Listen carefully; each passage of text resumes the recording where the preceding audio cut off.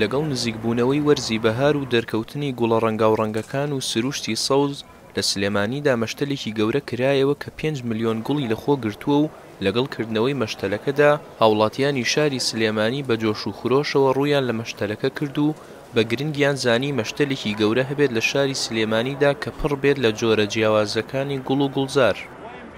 ئەمڕۆ هاتووم وەک ئەندازیارێک کە ئیسفادە لەم پێشەنگایە بکەم کە بۆ گوڵی سروشتی و سەوزایی کراوە. بەڕاستی پێشەنگایەکی جوانە، کۆمەڵێک درەخت و ئینجانە و گوڵی ڕەناوڕەنی جوانی تیا کە توانین ئێمە بۆ سروش ئیسفادەی لێکەین. وەکو سەردانکەرێک هاتوومەتە ئەم پێشانگایە کە پێشانگای گوڵ و درەختی سروشتیە.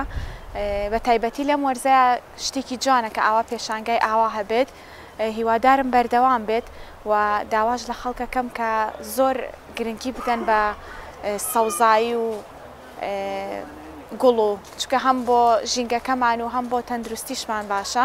بەڕاستی شتێکی نوێ ئەنجام درراوە لێرە، وەکو لە بواری ڕۆژی جوانیە کاریشی نوێ کراوە و بۆ ئەمڕۆ بۆ ئێستای کوردستان لەم جۆرە کارانە شتێکی زەروریەتە. سەرپەرشتیاری پرۆژەکەش بە گرنگیەوە باسی لە هەنگاوێکی وا کرد و وتی کەوامان لێ ئەکات زیاتر پشت بە بەرهەمی خۆماڵی ببەستین.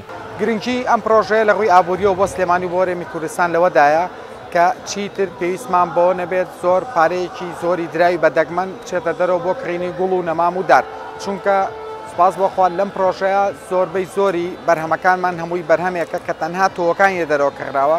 زیاتر لە 5 ملیۆن گوڵمان هەیە کە ئەمانە هەمووی بەرهەمێکی خۆماڵیە. لەلایەکی ترەوە بەڕێوەبەری باخچەکانی سلێمانی باسی لەوە کرد کە شاری سلێمانی خاوەنی گەورەترین ڕووبەری سەوزاییە لەسەر ئاستی عێراق و هەرێمی کوردستان.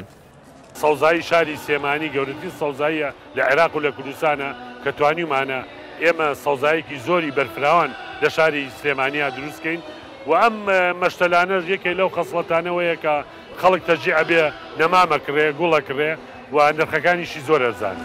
بەدەمەوەچوونی گەرموگوڕی هاوڵاتیانی سلێمانی بەدەم مەشتەلەکەوە خواست و ویستی زۆری ئەوانی پیشاندا بۆ گوڵ و گوڵزار و سروشتێکی سەوز، ئەمەش لە کاتێکدایە کە بەرەو وەرزی بەهار و جەژنی نەورۆز هەنگاو ئەنین.